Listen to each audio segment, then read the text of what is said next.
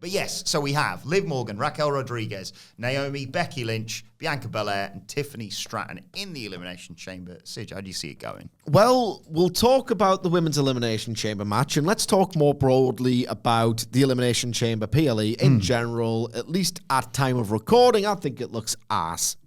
Oh. All right. If you saw this lineup, 4 matches.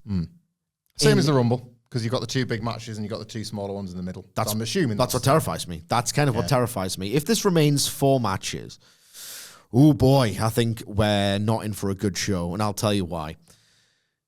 Triple H likes to book long-ass matches. We see it on his television. We saw it at TakeOver. And regrettably, this will live with me forever.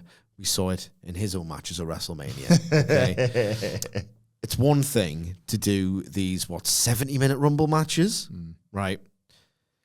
Do we need the Elimination Chamber matches to go more than half an hour? No.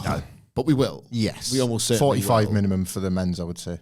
Oh, it's just, I don't think that's necessary at all. 5-minute intervals? Yes. I hope the screens are big. And even then, it's not a guarantee of an atmosphere because there's something about the stadium backdrop, the weakness of this card, and the visibility, I guess, if you're a punter in that huge stadium with the chamber, which itself is, even in an arena, it's like a very thick structure, to actually look through.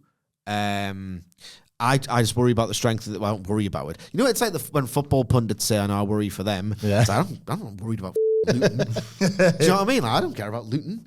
I like this little crappy stadium, but the novelty of that'll wear off soon enough. I'm not worried about this. We never like to see this. Well, I think he does, actually. WWE has a terrible night. I think it's exactly what he was after. Let's face it, they have telegraphed the life out of the Women's Chamber match. Becky Lynch is winning this. Becky Lynch went nose-to-nose with Rhea Ripley at the press conference. They've interacted on screen. It's one thing to foreshadow or tease the thing that's happening in the medium to long term after the thing that happens in the short term. Again, I make this argument quite frequently. Episodic television in professional wrestling is kind of a flawed model.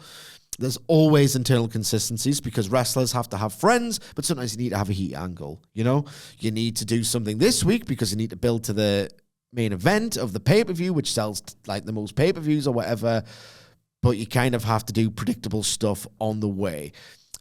That's a common flaw with the episodic TV wrestling model. There's a way to kind of do it halfway elegantly.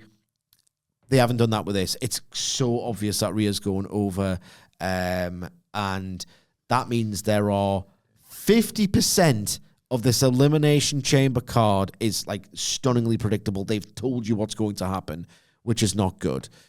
The other 50% is the men's chamber match, which has been, since day one, the genesis of the moment of the World Heavyweight title. They've told you, canonically, it is a consolation prize. That was the kayfabe storyline explanation for this title existing.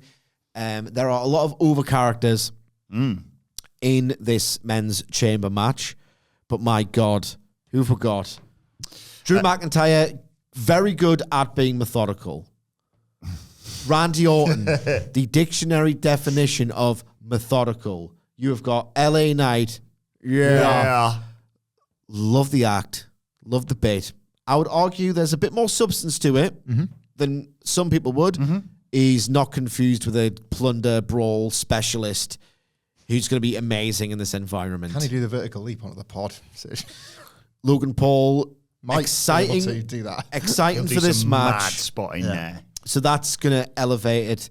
Lashley, he could be fun. Kevin Owens is always a lunatic. This match stands a chance of being, this could be the fabled great, but there's a 50% of the field, even with Drew on the form that he's in, has the potential to lower its excitement value and make it really drag and sag.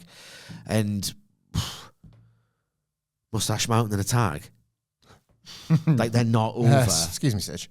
Please. The new Catch Republic in a tag. I mean, they're talented wrestlers, but Yeah. They're like the 6 years out of fashion at this point. They're not winning the belts. No. And they're not winning the belt. I think this looks poor for a stadium show. You are forgetting the Grayson Waller effect. This looks poor as balls for a stadium show. Hamflet, Yes. you're the Fed guy. Yes. Dr. Fed. Yes. Tell me why it's going to be good. To use a Jim Rossism, it's an all sizzle, no steak kind of night for WWE. It's going to look fantastic, I think. Oh, yeah. The stadium set, and to the point about the Rhea Ripley Nia Jax match, that's going to have the big fight feel, because of Rhea Ripley is going to be a massive star. I can't disagree with any of your takes on the results or the quality of the matches, but I don't necessarily think that is what. Sorry. Forget about the fireworks, aren't I? Yes, you are. How can I forget the? And the Australian flag. I'm sorry. And the Australian flag drone. Nicholas, can you edit that out? I forgot about the fireworks. Forgot about the fireworks, guys. Elimination Chamber. I'm sorry, man. I'm sorry. Elimination Chamber has, for the longest time, always been a bit of an annoyance. It's an inconvenience. Obviously, when they've got two belts, it's our way to make somebody a contender for it. But having this show where you potentially got to put the title on the line against 5 other contenders this close to WrestleMania, or Lives and dies by the crowd. we've seen it multiple times over the years, how it can be really awkward that it's this specific show you've got to get through. I know why in WWE's mind they think it works, but it's quite awkward from a narrative point of view. But yeah, I don't think this will be about the quality of the match. I think it'll be about how it all looks. I think it'll be a good night for some of the overstars to get just an incredible response. Stadiums are stadiums. You don't know if the noise is going to disappear, but certainly they will look temporarily like massive stars on a show that typically is skippable. I don't think this is skippable strictly because of all of that. And because it's on a nice time for us. But think of the poor American viewers, Sam. It They is. have to wake up early in the morning to watch wrestling. I mean, what must that be like? The things I want to Clash look at the Castle atmosphere, payback quality. Yeah. The things I want to look at are the reasons. Told you the ace in the hole that they've You got. could just get like a magazine, I want both. You could just get could get a this, magazine. And then I could get the Elimination Chamber program sent from somebody that was actually at the show. And I've got both. No, honestly, this is earnest. I'm watching this as much because I want to look at it. I want to see the people in this setting. I think the men's Elimination Chamber match might be all right. I think Rhea Ripley versus Nia Jax will be pretty good. That'll be an over-delivery. Rhea Ripley hasn't got the matches. If you look at her last year as champion, especially if you consider where it started with Charlotte Flair, she has not got the matches out of this run. Yeah. Zelina Vega was fun in Backlash. And that's the point, right? There was a certain peak there because of the location, because of the atmosphere, and because of the vibe. You will get that again here, and it will do a lot. I think Nia Jax's form, dare I say, at the moment. So she's stands to have, she's going to potentially have her best match at the best time for her to have it. So I think that one could over-deliver.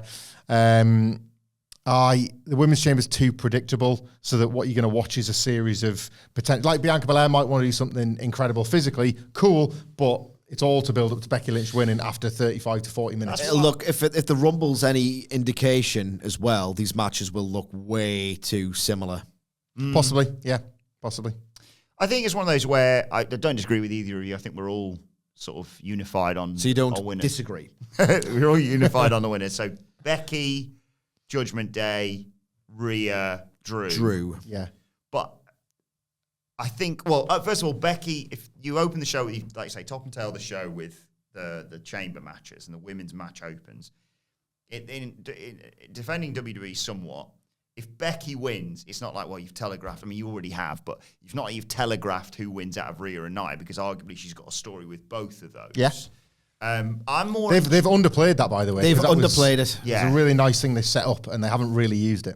I'm arguably more interested in what else happens in the women's chamber match, because I'm looking, going, right, Naomi's just come back. What's Naomi doing at WrestleMania? What's Bianca Belair doing at WrestleMania? What's Tiffany Stratton doing at WrestleMania? I love Tiffany Stratton from her The time. timing of the promotion is noticeable. They could have just waited until after Mania. Yeah. So just keep her off the card. Are you going to do, is Tiffany going to, because I know people are trying to put Jade Cargill in here somewhere as well. could do Bianca versus Tiffany. When people asked me a few months back what I'd like to see Bianca doing if she wasn't in, I was like, that's a really good step up for Tiff. Tiffany, Stratton, and Naomi. Tiffy time. We're not that close. They had hostilities from the first SmackDown they were on together. That's there. The thing at this Women's Chamber, and again, it's not, none of this is by accident. These are the last 6 from the Rumble. Like it was these 6 and Bayley. Like this is, you were being shown there. Well, sorry, in the original plan where Jade Cargill gets in, now it's Raquel Rodriguez instead. So it's not the same. But plans had changed. It was going to be that 6. Jade Cargill versus Bianca Belair, I still think is the match. Bianca Belair was talking it up at that Vegas thing. The Rumble spot was showing you it and how cool it would be.